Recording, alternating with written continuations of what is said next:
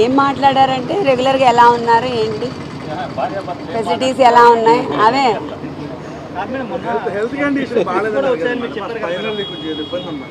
దానికోసమే రిక్వెస్ట్ పెట్టాం, మారుస్తున్నారు రూమ్.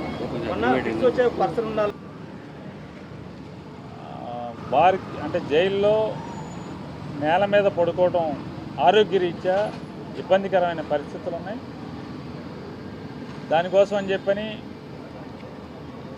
జైలు అధికారులను కూడా ఆయన రిక్వెస్ట్ చేశారు, వారి శ్రీమతి గారు కూడా రిక్వెస్ట్ చేశారు.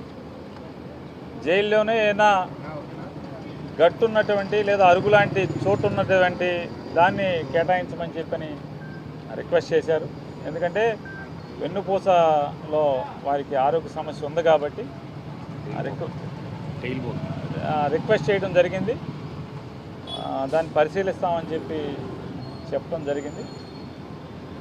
అలాగే వంశీ గారి కేసులో పోలీసు శాఖ పోలీసు అధికారులు మరీ ప్రత్యేకించి